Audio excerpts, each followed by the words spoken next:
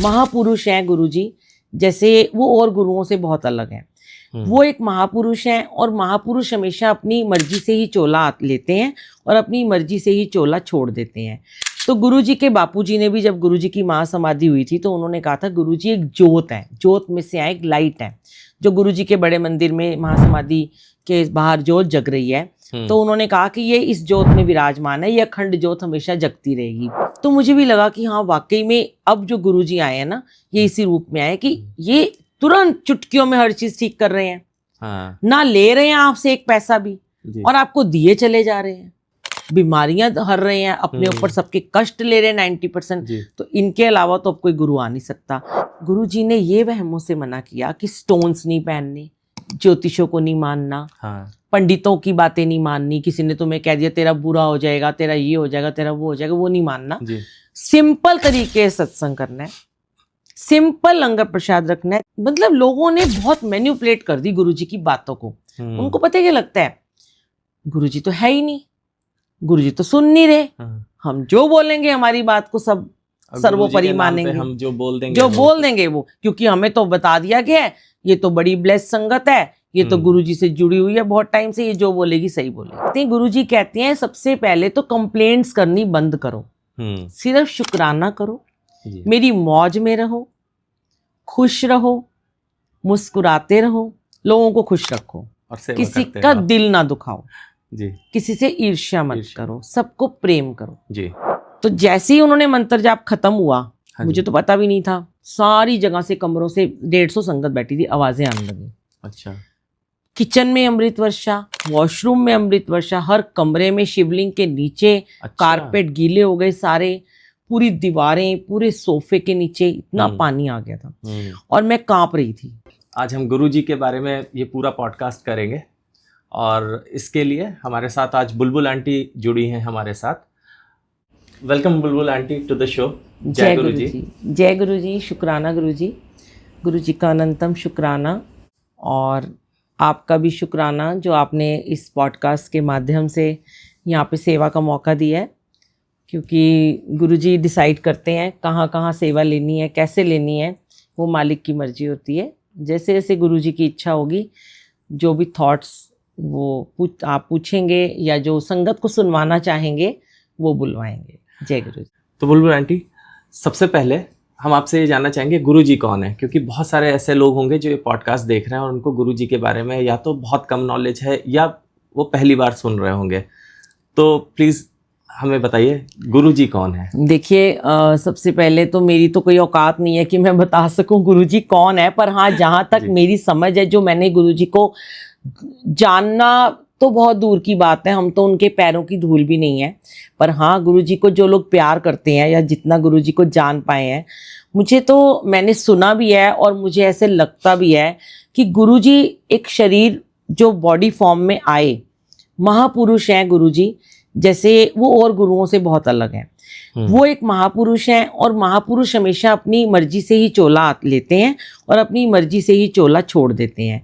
तो गुरुजी के बापूजी ने भी जब गुरुजी की महासमाधि हुई थी तो उन्होंने कहा था गुरुजी एक जोत है, जोत में से एक लाइट है जो गुरुजी के बड़े मंदिर में महासमाधि के बाहर जोत जग रही है। तो उन्होंने कहा कि ये इस जोत में विराजमान है, ये अखंड जोत हमेशा जगती रहेगी। और गुरुजी खुद कहते हैं कि मैं एक लाइट हूँ, मैं एक डॉट लाइट का हूँ जो मैं दुनिया को रोशनी देने आया हूँ।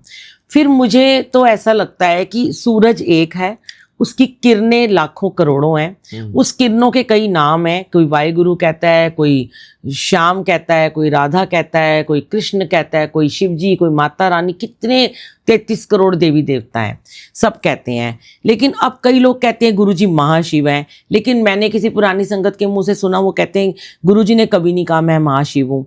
लेकिन हाँ, गुरुजी शिव का रूप तो है। जब मैं यूएस में थी तो मैंने वहाँ पे बहुत पहले, जब कोविड में मेरा नाती हुआ था, तो मैंने वहाँ बहुत सर्च किया, मैंने वहाँ बहुत सत्संग सुने और मैंने बहुत गूगल से निकाला। तो मुझे एक वेद पुराण मिला था, मैंने ये सत्संग भी अपना डाला हुआ है, कि उसमें एक सुनीला नाम के एक राजा थे जो मतलब उन्होंने, उनकी प्रजा को बहुत तंग किया जा रहा था, तो उन्होंने शिव जी की वो बहुत भक्ति करते थे। तो उन्होंने कहा कि मुझे ना, हमें ऐसा कोई एक महापुरुष दो जो हमें आके हमारा कल्याण कर सके। तो तब शिव जी और जो भी थे ब्रह्मा विष्णु महेश सब ने मिलकर बोला कि एक रुद्र रूप में, ये शिव पुराण में भी लिखा हुआ है कि रुद्र रूप में कलयुग में एक पुरुष अवतार लेगा जो एक महापुरुष से भी ऊपर होगा, जिसके अंदर पता नहीं कौन कौन सी जिन्होंने भक्ति करी है, देवी देवताओं ने, पता नहीं कौन कौन से राजे महाराजों ने भक्ति करी है, किस किस जगह से भक्ति हुई है, उनका एक एक अंश उसमें मिला दिया जाएगा। अच्छा। और वो जो ये मैंने डाला भी था एक बारी, मुझे भी बड़ी हैरानी हुई जब मैंने ये सुना। और उन्होंने वहां पे टिपिकल उन्होंने एक पर्टिकुलर एक बात बोली थी कि उनका नाम गुरु के नाम से फेमस होगा। गुरु जी नहीं था। अच्छा। वो एक गुरु होंगे, उनको गुरु के नाम से बुलाया जाएगा। मैं बड़े कंफ्यूज, गुरु तो बड़े सारे हैं, कौन कौन से गुरु मानेंगे। तो उन्होंने कहा कि वो शिव का रूप होगा, वो शिव से भी ऊपर होगा। जो मैं शिव हूं ना, मेरे जो मैं काम नहीं कर सकता वो काम भी वो गुरु कर देगा। अच्छा। वो ऐसा भगवान पुरुष होगा, वो पुरुष रूप में आएगा, लेकिन वो काम भी कर देगा जो मेरे हाथ में भी नहीं है। तो जब मैंने सुना ये बात तो मुझे लगा ये तो हमारे गुरु जी हैं।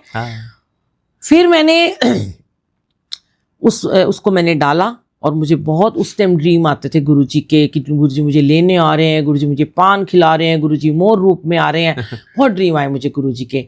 तो मुझे भी लगा कि हाँ वाकई में अब जो गुरुजी आए हैं ना, ये इसी रूप में आए कि ये तुरंत चुटकियों में हर चीज ठीक कर रहे हैं। ना ले रहे हैं आपसे एक पैसा भी, और आपको दिए चले जा रहे हैं। बीमारियां हर रहे हैं, अपने ऊपर सबके कष्ट ले रहे हैं 90%। तो इनके अलावा तो अब कोई गुरु आ नहीं सकता। फिर एक दिन मैंने अपने घर में गुरुजी के बर्थडे पे बोला कि मैं गुरु ग्रंथ साहिब जी को भी मानती हूँ।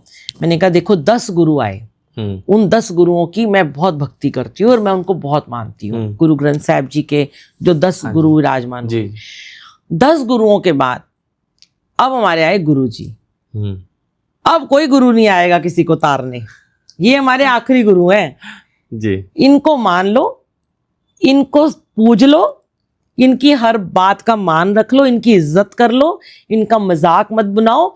इसके बाद कोई गुरु नहीं आएगा इस दुनिया को तारने। ये दुनिया खत्म हो जाएगी, ये कलयुग बिल्कुल खत्म होएगा, नया युग आएगा। हर घर में गुरु जी की जोत जगेगी और आज जग रही है। हर घर में गुरु जी विराजमान हो चुके हैं। आंटी सबसे पहले शुरुआत करेंगे कि आपका गुरु जी के साथ कनेक्शन कैसे हुआ और आप गुरुजी के साथ कैसे संपर्क में आए? गुरुजी के साथ जो मेरी यात्रा है जी, वो एक बहुत ही ब्यूटीफुल जर्नी है। कि जैसे कहते हैं ना कि एक भटके हुए राही को कोई रास्ता मिल जाता है। तो मैं बहुत बार शेयर कर चुकी हूँ, लेकिन हर बारी स्टार्टिंग इससे ही होती है, गुरुजी की जर्नी क्या है। हर कोई यही पूछना चाहता है। हाँ, सबसे बड़ा सत्संग तो वही होता है। क्यूरियोसिटी होती है लोगों को। सबकी अपनी अपनी जर्नी है, गुरुजी कैसे किसको जोड़ते हैं। तो जब मेरा वक्त आया था तो मैं शुरू से बंगला साहब और गुरुद्वारे जाती हूँ और सेवा करती हूँ बचपन से। तो जब मेरा टाइम आया, गुरुजी ने मुझे अपने साथ जब जोड़ना चाहा था, तो उस समय मैं किसी भी गुरु को उन दिनों नहीं मानती थी। बहुत गुरु थे, कोई मुझे बुलाता था, कभी राधा स्वामी जी के यहाँ चलो, कभी दिव्य ज्योति जी के यहाँ चलो, कभी ब्रह्म कुमारी के यहाँ चलो। तो मैं कहीं नहीं जा पाती थी।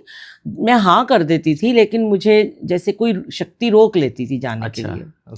तो फिर जब, क्योंकि गुरु नानक देव जी को ही अपना पिता माना हमेशा से ही, और फिर जब गुरु जी का टाइम आया जुड़ने का, मेरा जब यात्रा शुरू हुई, तो गुरु जी ने अपने आप ही, कहते हैं ना, घर से उठा के ले जाते हैं वो। हाँ। तो मेरे चारों तरफ से मुझे लोगों ने कहना शुरू कर दिया, कभी गुरुजी के यहाँ जाओ, गए हो। दीदी थी मेरी एक पुरानी, वो उन्होंने बहुत इंस्पायर किया गुरुजी के यहाँ जाने के लिए। तो उस दिन मैं घर से थोड़ा सा झूठ वूठ बोल के अपने बेटे को सिर्फ बता के और मंदिर की तरफ चल दी किसी आंटी के साथ। हाँ जी। बस जब वहाँ पहुंची तो लगा, क्योंकि मन में एक भाव था कि मैं गुरुद्वारे जाती हूँ।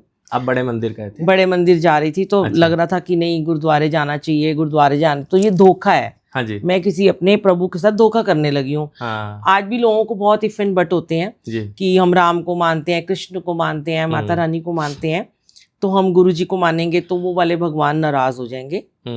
वही थॉट मेरे अंदर चल रहे थे। तो जब मैं वहाँ पहुंची तो वहाँ पहला शब्द चल रहा था अंदर एंटर करते ही, मेहरबान साहिब मेरा मेहरबान, तू काहे डोले प्राणिया, तुझे रखेगा सिरजनहार। मुझे बहुत अच्छा लगा। मुझे लगा ये तो गुरुद्वारा है, तो मैं गुरुद्वारे में आ गई हूँ। और फिर जब अंदर गई और वहाँ पे चाय प्रसाद लिया और बहुत माइग्रेन था, मतलब शॉर्ट में मैं ये बताना चाहूँगी कि मैं बहुत सारी अपनी प्रॉब्लम्स को डिस्कस करने गुरुजी के पास में गई थी। इतनी प्रॉब्लम थी मेरी बॉडी में, इतनी बीमारियां थी, इतनी नेगेटिविटी थी, फाइनेंशियली भी बहुत कम हो चुका था और मेंटली भी बहुत मैं परेशान थी। लेकिन जब गुरुजी ने तारना होता है और जब अपना बनाना होता है तो वो पूरी जद्दोजहद में लग जाते हैं कि मैं कैसे भी इसको मंदिर बुला लूं। क्योंकि गुरुजी ने कहा कि मैं तुम्हारे 90% कर्म तो मैं सिर्फ जय गुरुजी बोलने से ही कटवा देता हूँ। अच्छा। 10% रह जाते हैं, वो भी उनकी ही मर्जी है, हमारी कोई औकात नहीं है, वो कैसे कटवाएंगे। फिर मैं गई मंदिर और फिर मुझे सबसे पहले ही थॉट आया कि मैं गलत कर रही हूँ और मैं वाहिगुरु वाहिगुरु बोल रही थी, तो और मुझे सेवा भी करनी थी। तो वहाँ पहली बार में मुझे सेवा मिल गई और जो मेरा माइग्रेन इतना शूटअप हो रहा था और महाराज ने मुझे किसी संगत के हाथ नींबू पानी भेजा चाय पिलाने के बाद। अच्छा। जो कि मैं महाराज से सिर्फ कह रही थी शिव जी की मूर्ति के पास बैठ के कि मेरा माइग्रेन तो नींबू पानी से ठीक होता है। और जब मुझे ग्लास धोने की सेवा मिली तो वहाँ पे एक आंटी मेरे लिए इतना बड़ा ग्लास नींबू पानी का लेके आई। अच्छा। ये आपके लिए गुरुजी ने भेजा है। तो मुझे गुरुजी के, मैंने शिवलिंग की तरफ देखा और मैंने कहा गुरुजी मैं आपको ये कह रही थी, आप सच में हो, हम अजमाते हैं ना भगवान को, हर कोई अजमाता है। इवन हमें कोई छोटी सी भी चीज देता है हम तब भी सोचते हैं पता नहीं इसका कोई स्वार्थ होगा। हाँ। पर हमारे गुरुजी का कोई स्वार्थ नहीं है। गुरुजी निस्वार्थ रूप से सबको प्रेम करते हैं। तो गुरुजी ने उस दिन एक छोटे से नींबू पानी के गिलास से मुझे अपना बना लिया और गुरुजी के वहाँ जो मेरी यात्रा शुरू हुई, मैं घर आई और जिस चीज़ को लेके मैं परेशान थी, जो मेरे फाइनेंशियली बहुत ख़त्म हो चुका था, वो गुरुजी ने मुझे नेक्स्ट डे वो ब्लेसिंग दी और फिर अपना बना लिया और बहुत ब्लेसिंग दी। फिर लेकिन गुरुजी ने साथ साथ परीक्षाओं का दौर भी जारी रखा और कहते हैं कि नींबू की तरह निचोड़ते हैं। बहुत निचोड़ा उन्होंने नींबू की तरह, अभी भी निचोड़ रहे हैं। आज भी जब इधर आना था आपके यहाँ पे तो सुबह से ही इतना ज़्यादा माइग्रेन हो रहा था, कुछ कहने की हद नहीं।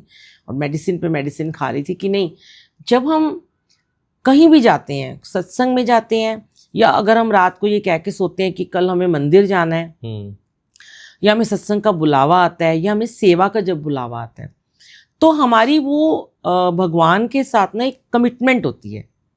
और मेरा ये मानना है कि उस कमिटमेंट को पूरा करना बहुत ज़रूरी है। आपने सत्संग शेयर करने के लिए यहाँ बुलाया, एक नया नाम दे दिया गया पॉडकास्ट, है तो सत्संग शेयरिंग, वो मैं हमेशा से करती आई हूँ।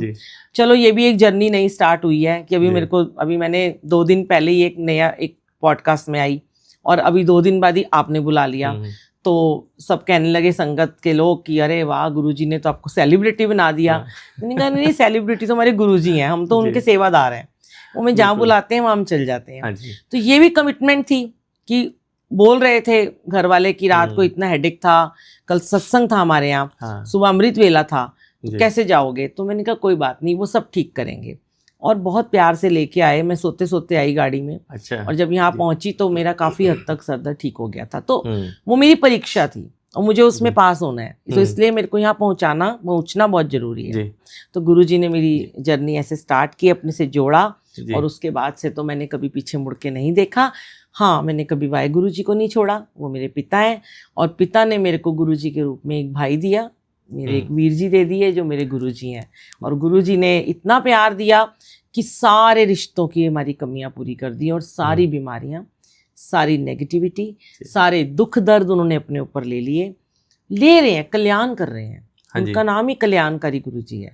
और वो तो कहते हैं ना, कष्ट हरता है वो जी, विघ्न हरता है, दुख हरता है। बिल्कुल, बहुत ले रहे हैं वो, इतनी बीमारियां हमारी ले रहे हैं और हमें दिए चले जा रहे हैं। वो है ना, एक बड़ा प्यारा भजन है, बिन मांगे सब कुछ दिए जा रहे हो, कृपा पे कृपा तुम किए जा रहे हो।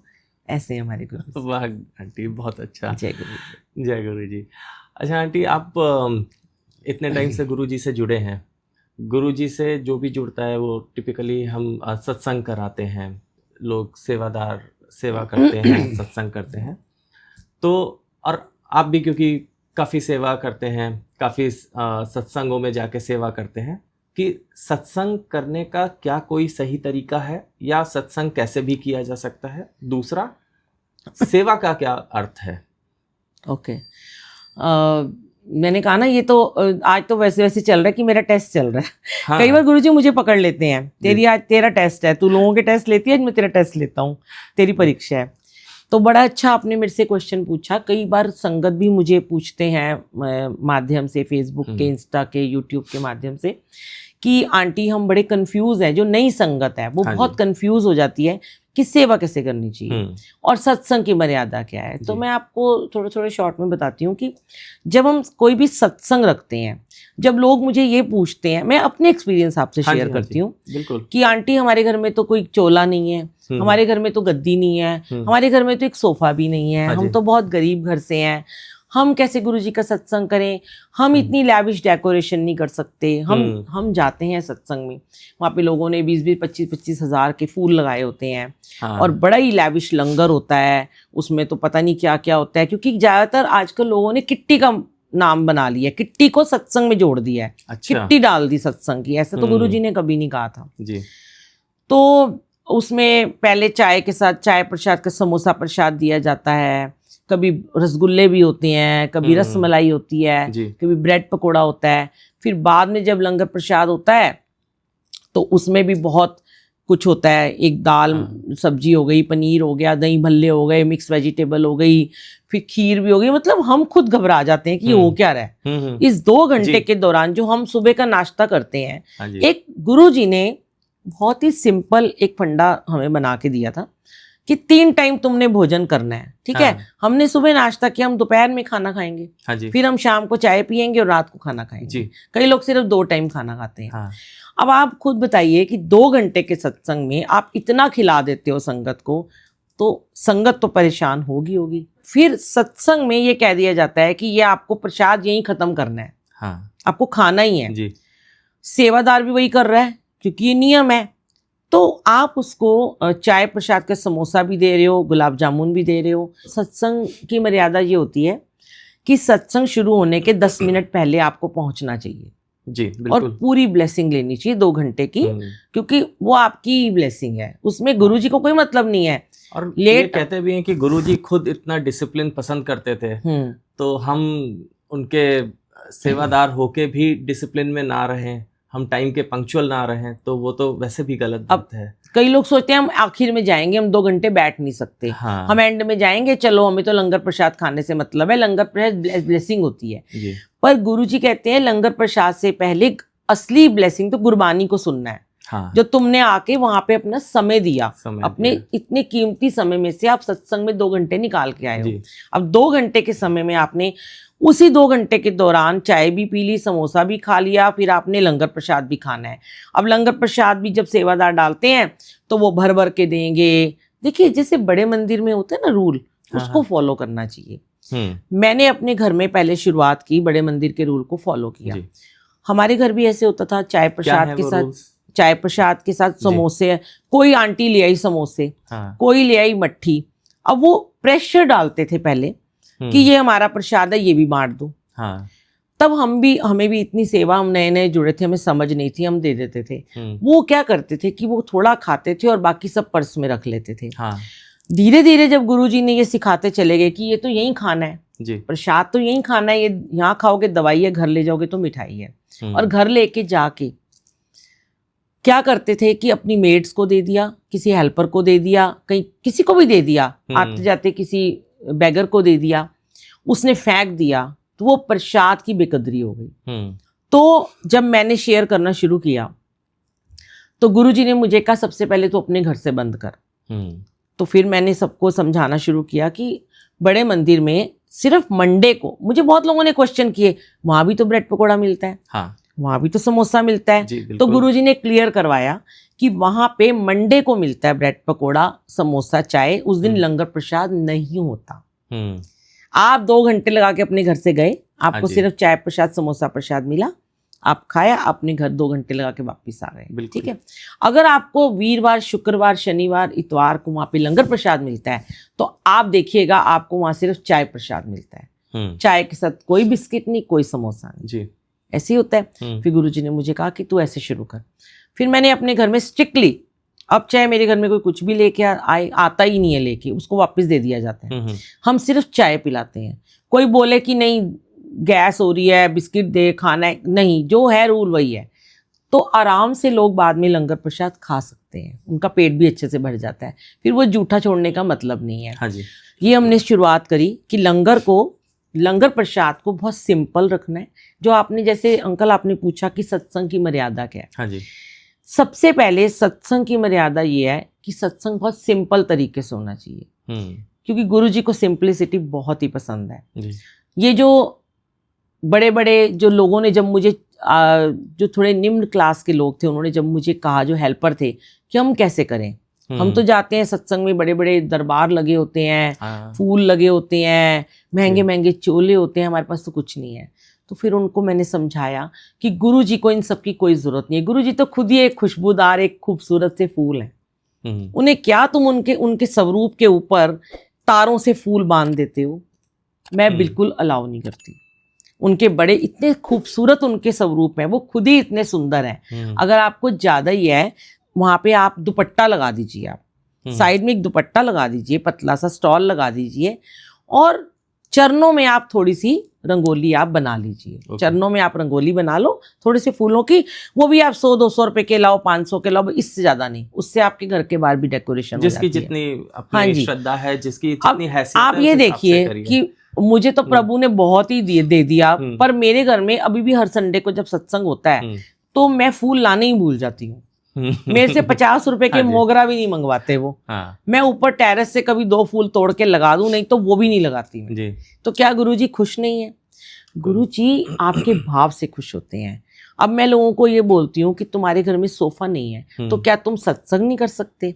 तुम्हारे घर में प्लास्टिक की कुर्सी है, उसके ऊपर एक छोटा सा ब्लैंकेट लगाओ। बहुत जगह ऐसे गुरुजी ने सेवा ली, जो स्लम एरिया में, जहाँ पे प्लास्टिक की कुर्सी थी, ब्लैंकेट भी नया नहीं था, उनके घर का यूज़ किया हुआ ब्लैंकेट ही हमने लगाया, उसके ऊपर हमने अपना चोला लगा दिया। लेकिन आंटी, कई लोग ऐसा बोलते हैं कि आप ऐसा करेंगे तो गुरुजी नाराज़ हो जाएंगे, गुरुजी की आप इज्जत नहीं करते। तो ये उनकी अपनी बनाई बातें हैं, ये गुरुजी ने कभी नहीं कहा। अभी मैं आपको बताती हूँ, अभी हम परसों कहीं सेवा से आ रहे थे, हमारे साथ एक बच्ची थी सेवादार, नहीं सॉरी, हम बड़े मंदिर जा रहे थे परसों। तो वो आंटी ने मुझे रास्ते में पूछा, आंटी मेरे को ना आपसे एक क्वेश्चन पूछना है, बड़े दिन से मेरे मन में था। मैं क्या, हाँ बेटा पूछो। तो कहती है, आंटी एक बात बताइए, जब गुरुजी अपने टाइम में थे, तो जब गुरुजी लोगों के घर जाते थे, जैसे हम गुरु हरकिशन नगर में रहते हैं, तो गुरुजी हमारे वहाँ भी ना पीछे कहीं 2-3 बार आए हुए हैं, मुझे पता चला उस इलाके में गुरुजी कई बार आए हैं। अच्छा। अपने चोले में जब थे। तो कहने लगी, तो जब गुरुजी आते थे तब भी लोग ऐसे ही करते थे? तो मैंने कहा नहीं, तब गुरुजी कहते थे सिर्फ 15-20 संगत को बुलाओ, क्योंकि तब इतना गुरुजी को कोई नहीं मानता था। गुरुजी कहते थे अपने आस पड़ोस वालों को बुला लो, ज्यादा रिश्तेदारों को मत बुलाओ, रिश्तेदार आके ना कमियां निकालेंगे तुम्हारी, ये क्या कर दिया, वो क्या कर दिया, ये नहीं खिलाया, वो नहीं खिलाया। आसपास के 2-4 बंदे बुला लो, अपने घर के जो काम करने वाले हैं उनको बिठा लो, ड्राइवर को बिठा लो, गार्ड को बिठा लो, सब बैठ जाओ। और जब गुरुजी आते थे तो कोई भी ऐसा कोई वेलकम बैंड नहीं था, ये सब लोगों ने खुद बनाए वेलकम बैंड भी। गुरुजी आए, गुरुजी के चरणों में जरा से फूल डाल देते थे, उनको अंदर लेके आते थे, और जो भी सोफा लगा होता था, कुर्सी लगी, गुरुजी उस पर बैठ जाते थे। अब गुरुजी बैठ गए, कोई उनके नीचे रंगोली नहीं बनाई जा रही है, हाँ एक छोटा सा कारपेट बिछाया उनके चरणों के नीचे, इधर उनके टेबल रखी है, कड़ा प्रसाद रखा हुआ है, उनके लिए जल रख दिया, कोई इधर जोत वोत भी नहीं जगाई, कि गुरुजी ने नहीं कहा मेरे लिए जोतें जगाओ, ठीक है। अब गुरुजी बैठ गए, अब गुरुजी ने कहा प्लेलिस्ट लगा दो, गुरबानी चला दो, गुरुजी भी सुन रहे हैं गुरबानी। कई जगह तो ऐसा हुआ कि लोगों ने अखंड पाठ कराया, अच्छा, गुरुद्वारे का, और अखंड पाठ में गुरुजी महाराज को बुलाया। अब जब अखंड पाठ हुआ तो गुरुजी ने कहा कि मैं ऊपर नहीं बैठूंगा, जब मेरे महाराज बैठे हैं अखंड पाठ में, तो गुरुजी संगत के साथ जमीन पे बैठ गए। अच्छा। गुरुजी ने कहा मैं यहाँ बैठूंगा संगत के बीच में, बस मैं यहाँ बसता हूँ। तो गुरुजी ने कभी नहीं कहा कि हाँ तुम मेरी पूजा करो, मेरी सेवा करो आके, जो जल प्रसाद रख दिया, जब उनको पीना है वो पी लेंगे। फिर गुरुजी ने प्लेलिस्ट चलवाई और अपना सत्संग हुआ। और एक और बात है, अब आप गुरुजी के समय, जब गुरुजी की मैं आपको बता रही हूँ कि जब संगत आती थी ना, तो गुरुजी कहते थे अब 3 बजे का टाइम है, 3 बज गए हैं, दरवाजा बंद कर दो, अब अंदर कोई एंटर नहीं होगा, जो आ गया सो आ गया। अच्छा। या तो वो अपने घर जाएगा या वो बाहर सीढ़ियों में बैठ के अब सत्संग सुनेगा। अच्छा। इतने स्ट्रिक्ट गुरुजी। लोग कहते हैं गुरुजी ने वैमो में नहीं डाला, ठीक है नहीं डाला, उन्होंने वो मतलब लोगों ने बहुत मैन्युपुलेट कर दी गुरुजी की बातों को। उनको पता क्या लगता है, गुरुजी तो है ही नहीं, गुरुजी तो सुन नहीं रहे, हम जो बोलेंगे हमारी बात को सब सर्वोपरि मानेंगे, हम जो बोल देंगे वो, क्योंकि हमें तो बता दिया गया है ये तो बड़ी ब्लेस्ड संगत है, ये तो गुरुजी से जुड़ी हुई है बहुत टाइम से, ये जो बोलेगी सही बोलेगी। गुरुजी ने ये वहमों से मना किया कि स्टोन्स नहीं पहनने, ज्योतिषों को नहीं मानना, पंडितों की बातें नहीं माननी, किसी ने तुम्हें कह दिया तेरा बुरा हो जाएगा, तेरा ये हो जाएगा, तेरा वो हो जाएगा, वो नहीं मानना। सिंपल तरीके से सत्संग करना है, सिंपल लंगर प्रसाद रखना है, दाल एक सब्जी की जगह आजकल पनीर हो गया है, चटनी, सलाद भी नहीं, और चपाती, नो राइस, नो कोई और एक्स्ट्रा, और कड़ाह प्रसाद। अब तो अगर मीठा भी रखा जाता है तो खीर भी होती है, आइसक्रीम भी होती है, रसमलाई चॉइस हो जाती है, और नहीं तो फिर किसी को तो तीनों चीजें खानी होती हैं, और फिर अगर नहीं मिली एक चीज कंप्लेंट शुरू। बिल्कुल। अब मैं उसके घर में गई थी, उसने तो इतना लैविश सत्संग किया, मुझे तो आइसक्रीम ही नहीं मिली। तो ये जो कहते हैं, गुरुजी कहते हैं सबसे पहले तो कंप्लेंट्स करनी बंद करो, सिर्फ शुक्राना करो, मेरी मौज में रहो, खुश रहो, मुस्कुराते रहो, लोगों को खुश रखो, और किसी का दिल ना दुखाओ, किसी से ईर्ष्या मत करो, सबको प्रेम करो। हम क्या कर रहे हैं, सबसे पहले तो अगर हम सेवादार बन जाते हैं तो हम किसी का दिल दुखाते हैं। सेवा कमानी पड़ती है, सेवा मिल तो जाती है, पर सेवा को संभालना हर कोई नहीं जानता। सेवा संभालनी बहुत मुश्किल है। कह देते हैं, आज हर कोई कह देता है मैं सेवादार बन गया, हर कोई कहता है ठीक है, महाराज ने इतने सत्संग बख्श दिए हैं, इतने सेवादार हैं, कहाँ कहीं कोई क्या जाएगा, हमारे जैसे भी कोई बुलाता है जाएंगे, कहीं और कोई जा रहा है कोई। तो मैं तो एक बात मानती हूँ कि आप थोड़े से बड़े मंदिर के नियम फॉलो कर लो। आप बड़े मंदिर में एंटर होते हो, आप वहां पे मोबाइल नहीं चला सकते, मतलब ही नहीं आप मोबाइल देख भी लो, जी बिल्कुल, बात नहीं कर सकते आपस में, बिल्कुल चुप। अगर वहां पे जब शुरू में मैं जाती थी ना, तो मुझे भी क्यूरियोसिटी होती थी, तो मैं पूछती थी अरे ये क्या, तो सेवादार अंकल जी बोलते थे क्या हो गया, तो मैं कहती थी अरे नहीं मैं तो गुरुजी की बात कर रही हूँ। तो कहते नहीं आंटी, यहाँ गुरुजी की बात भी नहीं करनी, बाहर जाकर करना, जो चल रहा है उसे सुनो, गुरबानी को सुनो, ये तुम्हारे कर्म काटेगी। का मतलब ही यही है कि सत के साथ आप संग करिए, संगत का साथ करिए। अब संगत में नेगेटिव भी बैठे हैं, पॉजिटिव भी बैठे हुए हैं, ठीक है ना। अब वो क्या होता है कि कई जगह पे तो सत्संग में जाते ही सबसे पहले मत्था भी नहीं टेकते, मैंने देखा है, वो वहां होता है जहाँ बड़े लैविश सत्संग होते हैं। आपको पैसा दिए भगवान ने, आप कहते हो मेरे को पैसा दिया, मैं भगवान के ऊपर लगा रहा हूँ। भगवान ने आपको नहीं कहा कि मेरी फूलों की डेकोरेशन पे 20,000 25,000 का लगाओ और अगले दिन उसको कूड़े में फेंक दो।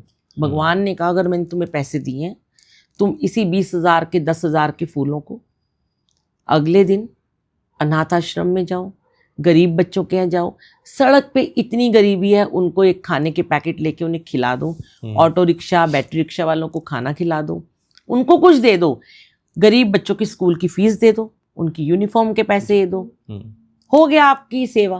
यही सेवा गुरुजी परवान करते हैं। अच्छा आंटी, एक और क्वेश्चन था चंदन टीके को लेके। जो गुरुजी का चंदन टीका होता है, कई लोग उसको ऐसा बताते हैं कि आपके कहीं पे दर्द है या कहीं पे चोट लग गई है या पेन है तो चंदन टीका घिस लीजिए, और उससे आपके वो एंटीबायोटिक की तरह या उस तरीके से काम करता है। तो क्या अंधविश्वास है या सही में काम करता नहीं, है? ऐसा है, देखो ये गुरुजी ने तो कभी नहीं कहा, पर जिन संगत ने किया तो उनको फायदा हुआ। जैसे कहते हैं ना, मुझे कोई मेडिसिन से आराम आया तो मैंने वो शेयर कर दी। तो चंदन टीका कहते हैं गुरुजी के चरणों में, जैसे कभी रात को कुछ हो गया, कोई दवाई नहीं है, डॉक्टर नहीं है, तो गुरुजी के चरण में लगा के वो टीका, हल्का गले में दर्द है तो यहाँ जरा सा लगा लिया, वो विश्वास की बात है। अगर आपका भरोसा है लेकिन क्या तो वो ठीक कर देंगे। ये दवाई करता है काम है। हाँ, ऐसा है कि ये है कि चंदन टीके से आपने उस जगह पे लगाया, थोड़ी देर के लिए आपको आराम आ जाएगा। जैसे मेरे कई बार रात में दांत में दर्द होता है तो मैं गुरुजी के मंदिर के बाहर की मिट्टी लेके आई हूँ। ये बड़ा एक इम्पॉर्टेंट था सवाल कि गुरुजी के मंदिर के पार्किंग लॉट की जो मिट्टी है नरम सी, वो मैं थोड़ी रखती हूँ अपने घर में। तो मैंने कहीं सुना था, तो जब मेरे घुटने में पेन होती तो मैं उसको गीली करके लगा के सो जाती थी, या मेरी बैक में गर्दन में पेन होती लगा लेती थी, तो मुझे आराम आ जाता था। तो जो उन लोगों के लिए थी जो रात बिरात कभी बाहर नहीं जा सकते, डॉक्टर के पास नहीं जा पा रहे, तो वो उस समय लगा लेते हैं, बाकी अगले दिन डॉक्टर को दिखाते हैं। तो गुरुजी ने ये ज़रूर कहा है कि अंधविश्वास नहीं करना, हाँ वो मेरी ब्लेसिंग है, पर डॉक्टर की दवाई लेनी बहुत ज़रूरी है। आंटी से एक और क्वेश्चन आया, सबसे बड़ी सेवा क्या है? क्योंकि जब हम सेवा की बात करते हैं, सत्संग में खास तौर पे जब सेवा की बात करते हैं, तो बहुत सारे जगहों पे मैंने खुद भी सुना, ऐसा ऑब्जर्व भी किया कि सबसे बड़ी सेवा तो कड़ा प्रसाद बनाने की सेवा है। तो क्या ये बात सही है? देखिए, ऐसा कुछ नहीं है कि कड़ा प्रसाद बनाने की सेवा है या लंगर प्रसाद बनाने की सेवा है। सेवा गुरुजी महाराज बख्शते हैं। मैंने अभी लास्ट एपिसोड में भी अभी मैंने यही शेयर किया था कि जब मैं बड़े मंदिर गई पहली बार, तो मुझे लगा कि मुझे भी सेवा करनी है। मैंने बड़े लोगों से सेवा मांगी। सेवा गुरुजी अपनी मर्जी से देते हैं, ठीक है। अब मेरे को लगती गर्मी बड़ी, गुरुजी ने मुझे वॉशरूम की सेवा दे दी पहली बार में, जहाँ कोई उस जमाने में पंखा भी नहीं था। अब मुझे बड़ी गर्मी लग रही है, मैं इसी में रहती हूँ। बहाने से उन आंटी से मैं कह रही हूँ कि आंटी मेरे को ना समोसा प्रसाद खाने जाना है, मुझे चाय पीने जाना है। आंटी कहती यहीं बैठे रहो, यहीं सब कुछ आ जाएगा, बाहर नहीं जा सकते आप। हाँ। तो वो 5-6 घंटे पकड़ लिया गुरुजी ने। सेवा मांग रही थी ना, सेवा गुरुजी देते हैं। अब हमारे यहाँ भी कई बार हम सेवा में जाते हैं एज अ सेवादार, जब मैं सेवा बांटती हूँ, हम 4-5 लोग होते हैं, तो कोई आंटी होती है बहुत आगे आगे रहना चाहती हैं, पर गुरुजी उसको घर से बाहर जोड़े की सेवा में भेज देते हैं, जा तू जोड़े लगा जाके। अब कोई किसी की सेवा कड़ा प्रसाद की, वो कड़ा प्रसाद बहुत अच्छा बनाते हैं, तो हमारे यहाँ जैसे एक आंटी, हम बोलते हैं आप ही बनाओ, क्योंकि उसमें क्या होता है, कई बार हर तरह के लोग कड़ा प्रसाद बनाते हैं। अब कोई घी ज़्यादा डाल रहा है, कोई कम डाल रहा है, कोई बिल्कुल पानी ज़्यादा डाल दिया, एंड में फिर आपकी वाली बात है, यही कह दिया जाता है कि ये तो गुरुजी ने कहा डलवाया है। हाँ। पर आप देखो, जो बड़े मंदिर में आपको जो प्रसाद मिलता है, जो आप वाह वाह करते हो, है इतना स्वादिष्ट, जैसे 5 स्टार का भी प्रसाद फीका, भोजन फीका, एक्यूरेट होता है ना, बिल्कुल एक्यूरेट मीठा, एक्यूरेट कड़ा प्रसाद, एक्यूरेट बिल्कुल लंगर प्रसाद होता है। तो वहां पे भी तो इस तरीके से बनाया जाता है कि सारी संगत को खुश होके जाए। हम भी यही करते हैं। लेकिन फिर कड़ा प्रसाद की सेवा को सुप्रीम क्यों मानते हैं लोग? कड़ा प्रसाद की सेवा सुप्रीम है, उसमें भी बहुत सारे तथ्य हैं कि जो कड़ा प्रसाद बनाता है ना, और सबसे बड़ी बात, कोई भी आप सेवा कर लो, आप तो रंगोली, उसका फल ज्यादा मिलता है कड़ा प्रसाद बनाने से। आप कोई रंगोली की सेवा कर लो, आप चाय की सेवा करो, आप जोड़ों की सेवा करो, आप कड़ा प्रसाद की सेवा करो, किसी की भी करो, लंगर की करो, आपको सेवा पहले तो चुप रह करनी है। जब पहले मैं शुरू में रंगोली बनाती थी, मुझे याद है, मैं यहीं रहती थी जब मैं, तो रंगोली बनाते बनाते मैं तो तब नहीं बनाती थी, सेवादार आंटियां रंगोली बनाती थी और आपस में निंदा चुगली कर रही होती किसी तीसरे की।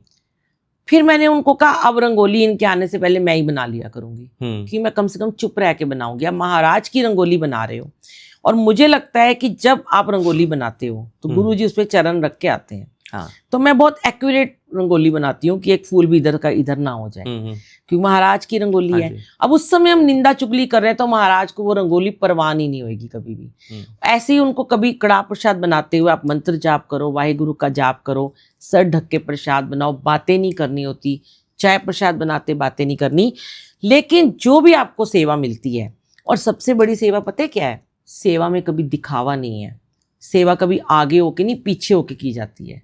अगर आपको पीछे की सेवा मिली है तो आप वो पहले करो, और ये कभी नहीं है कि मैंने कड़ा प्रसाद बनाया तो मैं बहुत धन्य हूँ या मैं बहुत ब्लेस्ड हूँ तो मुझे ये सेवा मिली है। हाँ, क्योंकि बहुत बार ऐसा देखने में आया कि अगर सेवा में चॉइसेस हैं कि एक कड़ा प्रसाद बनाने की सेवा है, एक सब्जी प्रसाद बनाने की सेवा है, एक जूता की बाहर सेवा है, या कोई आपको संगत को डिसिप्लिन कराने की सेवा है, तो लोग सबसे पहले कड़ा प्रसाद बनाने की सेवा को चूज करते हैं कि ये बड़ी सेवा है और इससे फल ज्यादा मिलेगा। ऐसा तो कुछ नहीं है, हमने नहीं देखा ये सब चीजें, पता नहीं कहाँ ऐसी होती होंगी, कुछ होता होगा, हम इतने इफ एंड बट में ना ही पड़े तो अच्छा है। तो जो सेवादार आप जब सत्संग में बुलाते हो ना, तो उनका फर्ज बनता है सेवा बांटना। वो जो सेवा देते हैं, और सबसे बड़ी बात आजकल ये भी हो रहा है, सेवा दे देते हैं कि आप चलो अब जूठे बर्तन उठा लो पॉलीथीन में। आप अगर वो सेवा कर रहे हो तो आपको कोई हुक्म नहीं है कि आप साथ में उसी हाथ से चाय प्रसाद की भी सेवा कर रहे हो। अगर आपको एक सेवा दी, आप वही सेवा करोगे। एंड तक आप वही सेवा करो। जी। लेकिन अगर सेवादार कम है तो अगर दूसरी सेवा करनी भी है तो हैंड वॉश करो, बिल्कुल, फिर आप चाय प्रसाद की सेवा ये करो। तो बेसिक कर्टेसी और मैनर्स हाँ, की बात लेकिन है। लोग इसमें भी बड़े इफेंट बटले आते हैं, अच्छा। बहस करने बैठ जाते हैं। क्यों? गुरुजी ने तो वैमो में नहीं कहा। अरे भगवान की सेवा कर रहे हो, भगवान गुरुजी कहते हैं संगत में मैं बसता हूँ। हम सब बैठे हैं, क्या पता हमारे पीछे गुरुजी बैठे हैं, क्या पता हमारे साथ गुरुजी बैठे हैं, अब उनको जूठे हाथ से प्रसाद दे रहे हो तो गलत बात है ना। हाँ जी। और एक दो चीजें और हैं सत्संग में कि जो गद्दी लगाते हैं, हाँ जी। गद्दी में गुरुजी ने कभी नहीं कहा मेरे लिए कोई महंगे चोले लगाओ। मैं पहले भी बता चुकी हूँ, आपके पास नहीं है आप 1.5 मीटर का दुपट्टा लगा लो और गुरुजी का स्वरूप रख दो और उसके ऊपर सिलाई जरूर लगाओ दुपट्टे पे। उसको ऐसे नहीं कि बिना पीक को या सिलाई कर रखें, छोटा सा गोटा लगा दो अगर है। ये गद्दी वो जो हम सत्संग में लगाते हैं, हाँ, चोला अच्छा, नहीं है अगर, क्योंकि गद्दी हम हाँ बहुत जी, सारे लोग अपने घर में भी स्थापित करके हाँ रखते जी, हाँ हैं। जी, तो उसमें आपको सिंपल तरीके से गद्दी लगाई, आपका सत्संग स्टार्ट हो जाएगा। और एक और बात है, कई जगह जब मैं जाती हूँ तो मैं देखती हूँ उन्होंने ड्राइंग रूम में गद्दी लगाई होती है। वो हमने बहुत जगह से गुरुजी ने कह के हटवाई कि जो परमानेंट लगाई जो हुई है। परमानेंट गद्दी लगाई है, हाँ, कि उसमें क्या होता है कि आपके घर में अगर कमरा नहीं है कोई भी छोटा सा गुरुजी को स्थान देने के लिए, एक मंदिर नहीं है या कमरा नहीं है, तो आपको कोई गद्दी लगाना बहुत जरूरी नहीं है। आप स्वरूप लगाइए ना, स्वरूप से पूजा कर लो। जब आपके घर में सत्संग हो रहा है तब आप गद्दी लगा लो। ऐसे नहीं कि आपको परमानेंट गद्दी लगानी है। और गद्दी लगानी है तो आपको प्रॉपर तरीके से उनको भोग भी लगाना है, प्रॉपर उनके साथ बैठना भी है, उनसे बात भी करनी है, उनका सिमरन भी करना है। जो भी खाओ आप उन्हें भोग लगाओ।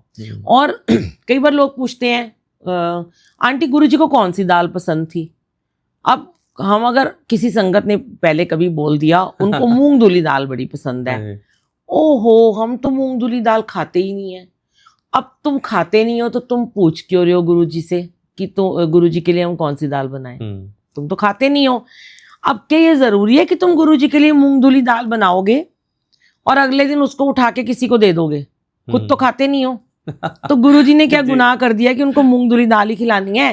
खुद तो खा रहे हो तुम पनीर और पूछ रहे हो क्या गुरुजी हमेशा ही मूंग धुली दाल खाते थे? गुरुजी आपके प्रेम के भूखे हैं। मैं एक ही बात कहती हूँ, मेरे घर में अगर कोई चीज आ जाए ना खाने के लिए, नहीं मेरे तो अंदर नहीं जाती। जैसे कहते हैं ना, मेरा बच्चा या मेरा एक बाप, मेरा एक ससुर, मेरा पिता भूखा अंदर बैठा है। मैं आपको अपनी बताती हूँ, मेरी हमारा भी ऐसे ही होता है। हाँ, मेरी जब मदर कोई इन भी लॉ, नई चीज आती है, हाँ, बच्चे सबसे पहले गुरुजी को दिखाते हैं कि गुरुजी ये लीजिए। आप जब तक गुरुजी को भोग लगाएंगे या उनको देंगे, जब तक उनको नहीं दे देंगे उन्हें भी लगेगा कि मेरे तो अंदर ही नहीं किसी जाता, एक को नहीं दिया हमने। हाँ। तो मेरी मदर इन लॉ थी जब, तो मेरी मदर इन लॉ को ना खाना खाने एक फुल्का खाती थी रात को, पर अगर हमने कोई पिज्जा बर्गर मंगा लिया तो वो थोड़ा सा ले लेती थी। तो हम कहते थे कि जब हम गुरुजी को भोग लगाते ना, गुरुजी को रोटी का भोग लगा चुकी हूँ, लेकिन अगर मेरे बेटे ने पिज्जा मंगा लिया तो मैं तो फिर वो भी भोग एक पीस लगा देती हूँ कि हम खा रहे हैं, भाव है। गुरुजी कहते हैं तुमने बस मुझे याद तो रखा, मैं इसी में खुश हूँ कि मेरा पिता अंदर बैठा है, मैं खा रहा हूँ नहीं खा रहा ये मेरी मर्जी है। हाँ। तो ये चीज है, आपको भाव होना बहुत जरूरी है। अगर आपका भाव नहीं है ना तो आप 100 उनके आगे पकवान रख दोगे, उनको परवान नहीं है। और देने वाले तो वही हैं। हाँ। पकवान भी तो उन्होंने ही आपको इतना सामर्थ्य दिया है कि पकवान उन्हीं के सामर्थ्य से बने हैं। और गुरुजी तो जरा से नमक की परौंठी से भी खुश हो जाते हैं। उनको कोई आपके बहुत बड़े बड़े पकवान नहीं चाहिए। अब आप जो भी खाते हो वो उनको भोग जरूर लगाओ, उनको याद रखो। और एक और बात पूछी थी किसी ने कि जब हम कहीं बाहर जाते हैं तो गुरुजी की गद्दी को कैसे करें? गुरुजी गद्दी लगी, हाँ, ये क्वेश्चन भी लोग पूछते हैं कि कौन भोग लगाएगा? चले गए, पीछे कोई है नहीं, गुरुजी की गद्दी रखी है, तो अब क्या होगा? अब हम क्या करते हैं, जैसे मेरे घर में भी एक कमरा गुरुजी का बना है, गद्दी लगी हुई है। तो हम ये करते हैं कि गुरुजी की मैंने वाइट गद्दी बनाई है, उसकी पॉलिश ना खराब हो, तो मैं चोला तय लगा के रख देती हूँ और उसके ऊपर एक बेडशीट डाल देती हूँ, गद्दी को बढ़ा देती हूँ। अच्छा, गद्दी बढ़ा दी, अब तो गुरुजी का स्वरूप तो लगा ही हुआ है। हाँ। और वहाँ टेबल पे थोड़ा ड्राई फ्रूट रख दिया, और कान्हा जी या लड्डू गोपाल वहाँ भी ड्राई फ्रूट रख दिया। वैसे तो हमारे घर में कोई ना कोई होता ही है, कोई कुक होती है या मेरे हस्बैंड होते हैं, बेटा कोई ना कोई होता है भोग लगाने को। बाय द वे कभी होता है, रेयर ही होता है सब चले गए, तो हम ऐसे करते हैं कि हम रख के जाते हैं कुछ ना कुछ और गद्दी को बढ़ा देते हैं। तो सबसे बड़ी बात है। और एक और बात है, स्वरूप, जो आप घर में स्वरूप लगाते हो उनको भी टाइम टू टाइम साफ करना चाहिए। हाँ। कई स्वरूप के ऊपर देखा आपने चंदन का टीका लगा होता है, वो लगाते रहते कभी साफ भी नहीं करते उनको। गुरु जी के स्वरूप को हर हफ्ते 10 दिन में सफाई करो, कपड़े टिश्यू से साफ करो गीला करके। और भोग लगाने का भी तरीका है। एक और बड़े लोग क्वेश्चन पूछते हैं कि हम अपने ही बर्त जो थाली में खाते हैं हम वही थाली गुरु जी के आगे रख देते हैं। ऐसा नहीं करना चाहिए। जैसे मंदिर में, गुरुद्वारे में, कहीं भी मंदिर में भोग लगता है तो भगवान के बर्तन अलग होते हैं, ठीक है। अब आप एक थाली, 4 कटोरियां, 1 चम्मच, 2 ग्लास ये अलग ही रख लीजिए गुरु जी के। जब भी भोग लगाओ आप उसमें भोग लगाओ और उसको उठा के अपने भोग में मिक्स कर लो। फिर आप उनके बर्तन को अपने हाथ से धो के रख दो, उसको जूठे बर्तन में नहीं रखना। गुरु जी का जल प्रसाद, चाय का कप भी अलग होना चाहिए। क्योंकि देखो जब भगवान है वो, हम उन्हीं के अपने ही जूठे बर्तन से उनको खिला रहे हैं, उसी में हम खा रहे हैं, उसी को हम धो रहे हैं सबके साथ में। तो ये थोड़ी सी मर्यादा का हमें पालन करना चाहिए। तो आंटी अभी हमने गद्दी की बात करी, गुरु जी के भोग की बात करी, थोड़ा सा टॉपिक डाइवर्ट करते हैं अमृत वर्षा पे। तो बहुत सत्संगों में हमने सुना कि लोगों के घरों में जब गुरु जी ब्लेसिंग देते हैं तो अमृत वर्षा होती है। तो इसके ऊपर थोड़ा सा बताइए कि अमृत वर्षा क्या है, ये कैसे होती है? क्योंकि कई बार लोगों के यहाँ जहाँ अमृत वर्षा होती है उसमें किसी के यहाँ पानी है, किसी के यहाँ शहद के रूप में हो रही है। लोग कहते हैं कि हमारे यहाँ से शहद ले जाओ, अमृत वर्षा ले जाओ, एज अ ब्लेसिंग बांटते हैं। तो वो क्या जी सच में होता है? हाँ जी, मैं आपको बताती हूँ कि जो अमृत वर्षा होती है ना जी, जब ये आप पुरानी संगत का भी सत्संग सुनेंगे तो उन्होंने भी बताया कि जब गुरु जी के मंदिर में एक बार पूरी शिव जी की मूर्तियां साफ करी जा रही थी संगत के द्वारा, गुरु जी ने कहा इसको साफ करो। तो जितनी बार उन्होंने साफ किया शिव जी की मूर्ति में पानी आ जाता था, वो वर्षा अमृत वर्षा हो जाती थी। असली तो अमृत वर्षा वो होती है, गुरुजी महाराज कहते हैं आजकल लोगों की आंखों का पानी सूख गया है। जब हम गुरुजी के दरबार में जाके मत्था टेकते हैं या सत्संग में जाते हैं और हम बैठ के जैसे ही माथा टेक के उठते हैं तो हमारे जो 2 अश्रु निकलते हैं, एक्चुअली में अमृत वर्षा वो होती है। अच्छा, क्योंकि वो कनेक्शन होता है। गुरुजी कहते हैं आज कनेक्शन तो होना ही बंद हो गया है, क्योंकि अभी मैंने आपको बताया ना सत्संग में मत्था टेकते ही तो पहले फोन निकाला जाता है, पहले अपनी सेल्फी गुरुजी के साथ गुरुजी की वीडियो बनाई जाती है, जिसको कि हम बिल्कुल मना कर देते हैं, डिलीट कर देते हैं कि हटाओ यहाँ से फोन को। बुरा मान जाती है संगत, मुंह बना लेती है ये क्या बोल रही हैं, ऐसे तो हमें कोई नहीं रोकता। तो जहाँ हमारी सेवा होती है हम बिल्कुल वहाँ पे बहुत डिसिप्लिन रखते हैं, स्ट्रिक्ट सेवादार हैं। अब आपका कनेक्शन हुआ, आपके आंसू निकले, गुरुजी प्रसन्न हो गए। अब जब बहुत कनेक्शन होता है, जिस घर में बहुत ज़्यादा सत्संग होता है या जिस घर में बहुत मंत्र जाप होता है या नहीं भी होता और गुरुजी कभी बहुत प्रसन्न हो गए या उसको कोई एक बहुत बड़ी खुशखबरी देने वाले हैं, ब्लेसिंग देने वाले हैं, तो गुरुजी के स्वरूप में 2-4 बूंद अमृत वर्षा होती है। मेरे घर में भी हुई, काफ़ी बार हुई, लेकिन शहद वर्षा भी हुई। गुरुजी ने शुरू में मुझे भी नहीं पता था, पहली बार जब हुई थी तो मैंने भी सबको बताया, दूसरी बार हुई तब भी बताया, लेकिन उसके बाद बताना बंद कर दिया। अच्छा, गुरुजी ने कहा ये तुम्हारी ब्लेसिंग है, ये मैंने तुम्हें ब्लेस किया है, इसको दिखावा नहीं करना वरना ये खत्म हो जाएगी। ओके, इसको मीडिया में नहीं डालना। जैसे तुम्हारे घर में मैंने तुम्हें डायमंड के सेट दिए, तुम्हें सोने के सेट दिए, तुम्हें इतना पैसा दे रहा हूं, मैं फाइनेंशियली सपोर्ट कर रहा हूं, तो क्या तुम वो सारे सेट, वो सारे डायमंड, वो सारा पैसा दिखाते हो लोगों को जो तुम्हारे घर आता है? उस लक्ष्मी को तो तुम छुपा छुपा के रखते हो कि नजर ना लग जाए, लोगों की हाय ना लग जाए, लोग ये ना कह दें कि बड़ा ही पैसा है इसके पास। तो जब मैं तुम्हें जो ब्लेसिंग देता हूँ उसको क्यों शो ऑफ करते हो? उसको भी छुपा के रखो, तो तुम्हारे लिए एक अनमोल खजाना है। अब मेरे घर भी हुई थी last to last new year पे, हम सत्संग करते हैं हर साल गुरु जी का पूरी रात का।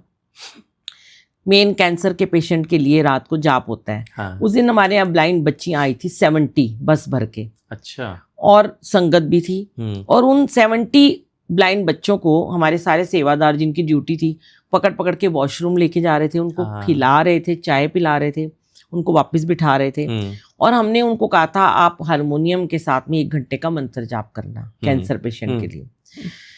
तो जैसे ही उन्होंने मंत्र जाप खत्म हुआ, हाँ मुझे जी। तो पता भी नहीं था, सारी जगह से कमरों से 150 संगत बैठी थी, आवाजें आने लगी। अच्छा। किचन में अमृत वर्षा, वॉशरूम में अमृत वर्षा, हर कमरे में शिवलिंग के नीचे अच्छा। कारपेट गीले हो गए सारे, पूरी दीवारें, पूरे सोफे के नीचे इतना हम्म। पानी आ गया था। और मैं कांप रही थी और मैं हाँ, सबको ये बिल्कुल। कह रही थी कि कोई फोटो नहीं खींचेगा, चुपचाप बैठ जाओ, मंत्र जाप करो, गुरुजी आए हैं। और हम तो नहीं माने, हमें तो क्या गुरुजी ने ब्लेस करना था। गुरुजी उन बच्चियों से खुश हो गए होंगे, वो ब्लाइंड बच्चों से खुश हो गए, उनके लिए जी। अमृत वर्षा करी थी और थोड़ी सी शायद वर्षा भी हुई। पर मैंने किसी को ना हाथ लगाने दिया, ना फोटो खींचने दी, क्योंकि संगत ने दर्शन करे। मैंने कहा तुम्हें गुरुजी ने साक्षात दर्शन दिए हैं। खैर उसके बाद हमारे लाइफ में बहुत बड़ा टर्निंग पॉइंट आया, बहुत बड़ी बड़ी हमें ब्लेसिंग्स मिली। ये गुरुजी अपना एक ब्लेसिंग देते हैं, पर उसको आप शेयर वैसे कर सकते हो जैसे मैं आपसे शेयर कर रही हूँ, कि बताने के लिए कि होती है, लेकिन बांटो नहीं उसको। ऐसे नहीं है। ये बहुत गलत बात है कि मेरे घर में शायद वर्षा हो रही है, थोड़ी सी हुई है, अब वो होती चली जा रही हो, तुम बॉटल भर भर के लोगों को दे रहे हो और एक मैसेज डाल रहे हो ग्रुप में कि इनके घर में शायद वर्षा हो रही है, जाओ दर्शन करो। मुझे बहुत लोग बोलते हैं आंटी वहाँ शायद वर्षा हुई, आप दर्शन करने गए? मैंने कहा नो, मेरे अपने घर शायद बैठे हैं, गुरुजी बैठे हैं मीठे मीठे से, मैं क्यों जाऊं दर्शन करने? मैं तो बड़े मंदिर जाऊंगी दर्शन करने। तो हम ये नहीं कह सकते कि नहीं होती, ठीक है, होती है जी। पर वो अपनी ब्लेसिंग है, उसको बहुत संभाल के रखना चाहिए। उसको मीडिया में जाके उसको गलत तरीके से नई संगत को गुमराह नहीं करना चाहिए। अब किसी ने कह दिया, एक बार कड़ाह प्रसाद बांट रहे थे, तो जैसे ही कड़ाह प्रसाद खोला तो होता है कई बार अपनी नजरें हैं, हाँ जी। मुझे इतना नहीं दिखता। किसी कोई कहता है इसमें ओम बना हुआ है, कोई कहता है एक ओमकार बना है, मेरे को तो दिखता ही नहीं। मैं इतने साल हो गए जुड़ी हूँ, गुरुजी के रोज प्रसाद बनते हैं, मैं तो ना कभी खोल के देखती हूँ। लोग रोटी में देखते हैं ओम बना हुआ है, मुझे तो कहीं ओम नहीं दिखता। मुझे तो ऐसा लगता है जब गुरुजी साक्षात बैठे तो उनमें कहाँ ढूंढ रहे हो? तो गद्दी पे देखो ना गुरुजी बैठे। अब गद्दी में कई बार हमें भी माता रानी के दर्शन हुए, कुशन पे हुए, गणेश जी के हुए। संगत ने जब आंख बंद करोगे गुरुजी दिख जाएंगे। जब संगत ने कहा ना देखो देखो, तो मुझे भी लगा, मैं ध्यान से देखा, शायद हो रहे होंगे, हो रहे हैं, ठीक है, तुम्हारी ब्लेसिंग है, चलो मुझे भी हो रहे हैं। पर उन्होंने एक बार कह दिया कड़ाह प्रसाद बांटा, जब कड़ाह प्रसाद खत्म हो गया, जब इतना सा रह गया, तो वो ही आंटी नाम नहीं शेयर करूंगी, किचन से चिल्लाते चिल्लाते आई कि अरे इसमें तो गुरुजी ने इलायचियां दे दी हैं, इलायची वर्षा हो गई है। और देखो कि वहां पे ना एक बुजुर्ग आंटी कोने में किचन के बिल्कुल सामने बैठी थी, वहां पे एक मिरर लगा हुआ था। ये बिल्कुल सच्चा सत्संग है। हमें बाद में पता चला, उन आंटी ने उस दिन तो शेयर नहीं किया, वो डर गई। उन्होंने अगले दिन सत्संग में शेयर किया। इतनी बूढ़ी आंटी थी, पता नहीं कौन सा रूप था गुरुजी का, 80 साल की थी। कहती मैंने शीशे में से इसको खुद देखा, इसने इलायचियां भर के डोंगे में डाली हैं।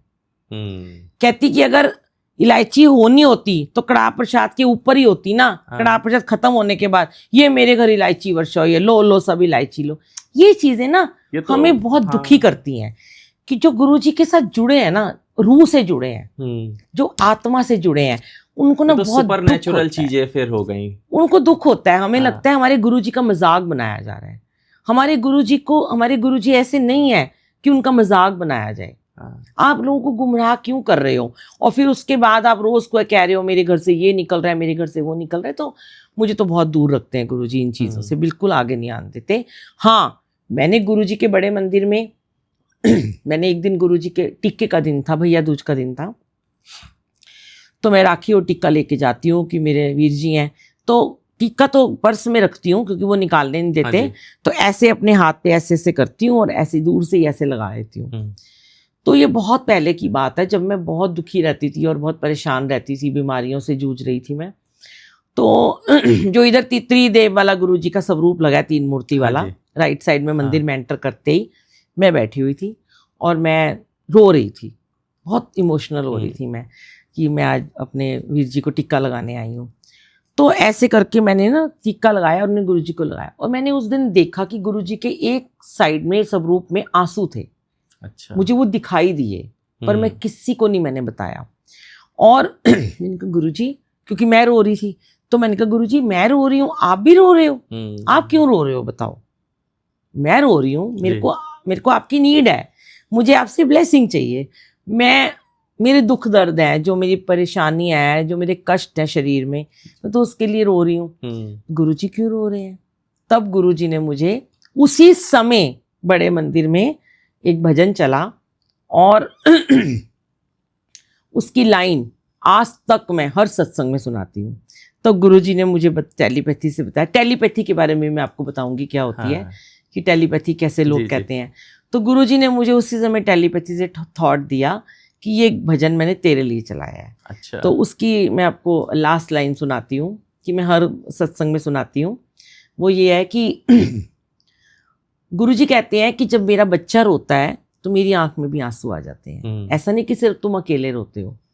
तो वो लाइन है, तूफान के आगे तेरा दिल घबराता है, मैं साथ हूँ तेरे क्यों भूल जाता है, जब आँख तेरी रोती दिल मेरा रोता है, तेरे आंसू का कतरा मेरी आँख में होता है। वो आंसू का कतरा गुरुजी की आँख में था जी।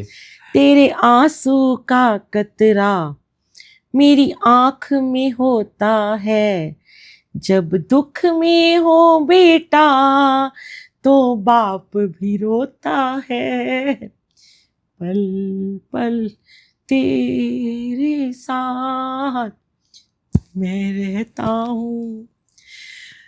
मैं जब भी ये लाइन गाती हूँ ना, मुझे आंसू आ जाते हैं, और मेरा ये खुशी के आंसू है कि गुरुजी ने इतना ब्लेस कर दिया कि डरने की क्या बात, जब मैं बैठा हूँ पल पल तेरे साथ मैं रहता हूँ। और गुरुजी सच में उस दिन रोए थे।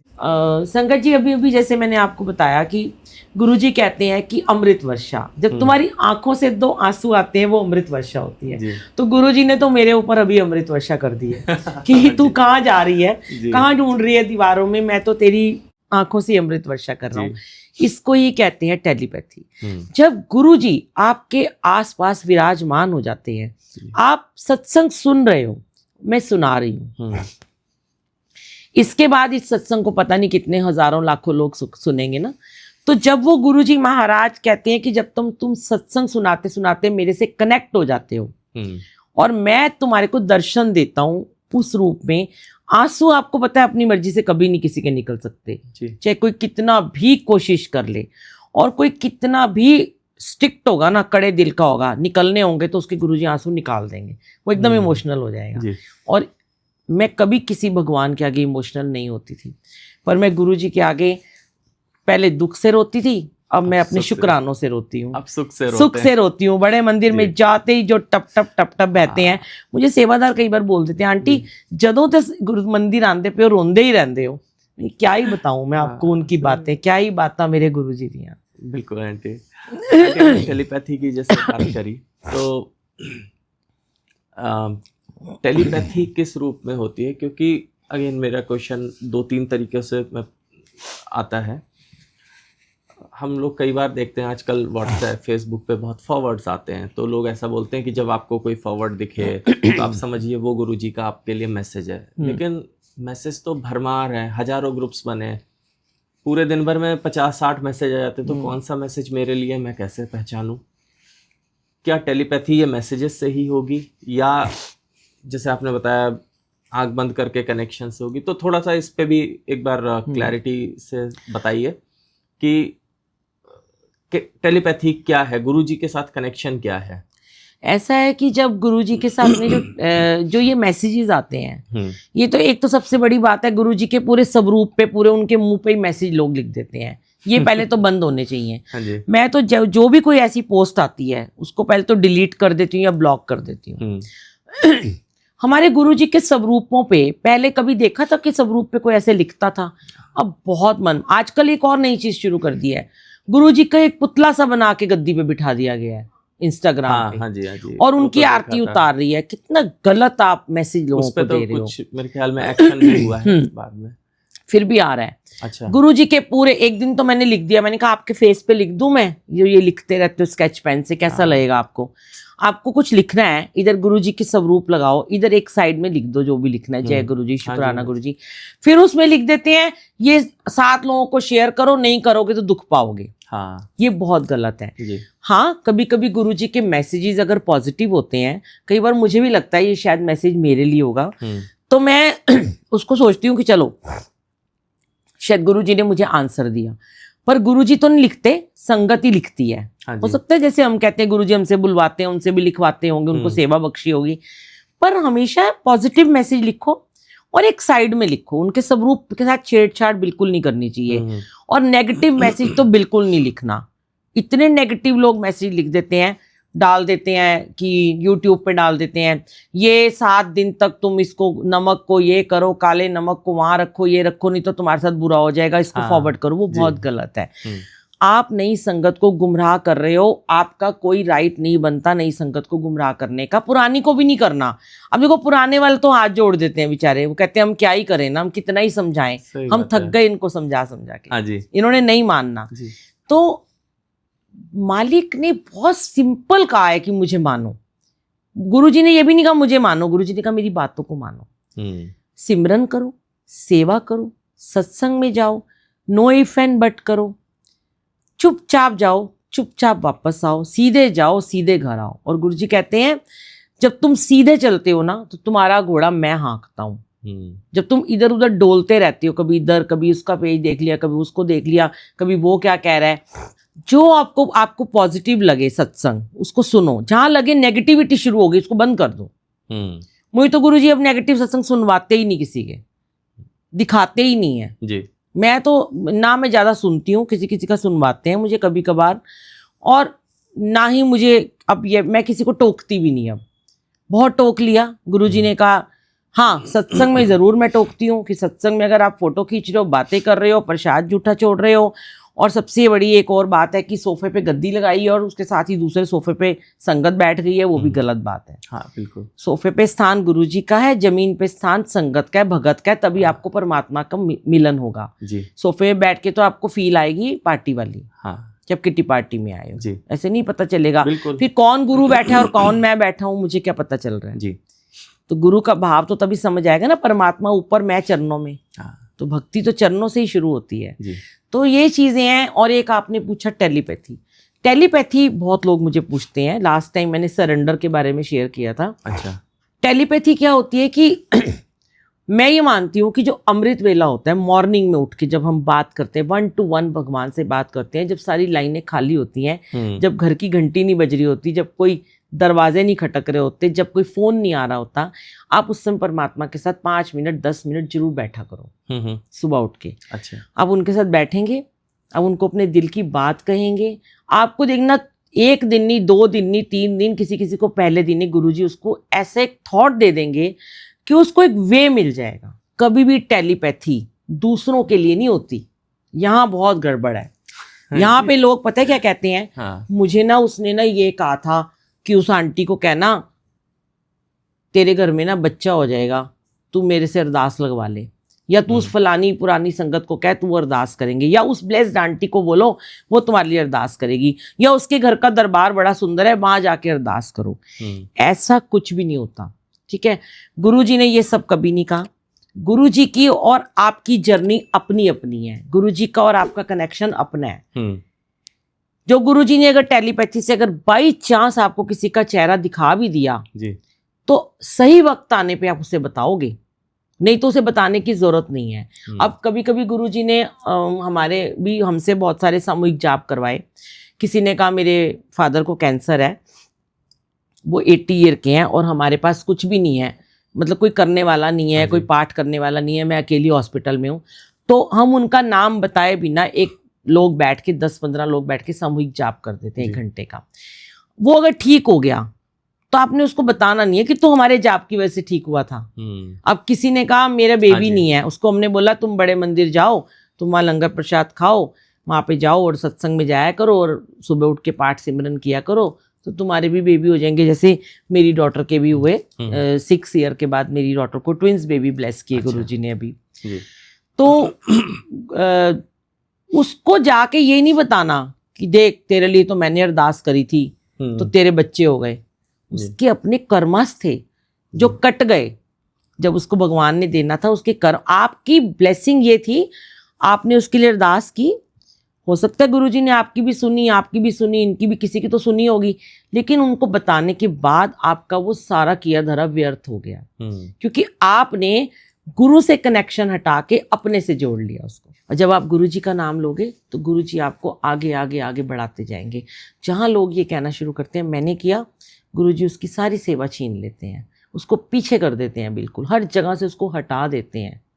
और अगर आप ये कहते हो मेरे गुरुजी ने सब कुछ किया, हमारे गुरुजी ने किया, हमारे गुरुजी ऐसे, हमारे गुरुजी ऐसे, उनकी महिमा अपरंपार है, तो गुरुजी आपको चढ़ती कला में रखते हैं। ये आंटी आपसे बात करके बहुत अच्छा लगा, आपने इतनी बातें बताई और बहुत सारे डाउट्स क्लियर किए, तो thank you so much aunty आने के लिए, एंड शुक्राना गुरुजी आपको ये मौका देने के लिए, हमें ये मौका देने के लिए कि हम कुछ इस पॉडकास्ट के माध्यम से लोगों तक सही बातें पहुंचा पाएंगे। Thank you so much. शुक्राना गुरुजी का, आपका भी शुक्राना। गुरुजी ने अगर चाहा तो हम दोबारा से फिर से मिलेंगे, फिर दोबारा करेंगे, क्योंकि अभी तो मुझे लगता है मैंने 5% भी नहीं शेयर किया होगा। बहुत ब्लेसिंग है गुरुजी महाराज की, इतने शुक्राने हैं, मेरे साथ तो हैं सो हैं, और संगत के इतने शुक्राने हैं कि पता नहीं कहाँ से पकड़ पकड़ के गुरुजी ने लोगों को ब्लेस किया, कौन कौन सी नगरी में हमें भेजा है। गुरुजी से एक ही अरदास करो संगत जी की, आप गुरुजी हमारा हाथ पकड़ लो। आपका हाथ बड़ा मजबूत है, हमारा हाथ तो बड़ा ही कमजोर है, हम पकड़ेंगे तो छूट जाएगा, आप पकड़ोगे तो कभी नहीं छूटेगा। तो मेरी तो ये अरदास है, खुश रहो, हंसते रहो, मुस्कुराते रहो, मस्त रहो, स्वस्थ रहो और सबको खुशियां बांटो। जय गुरु जी। जय गुरु जी।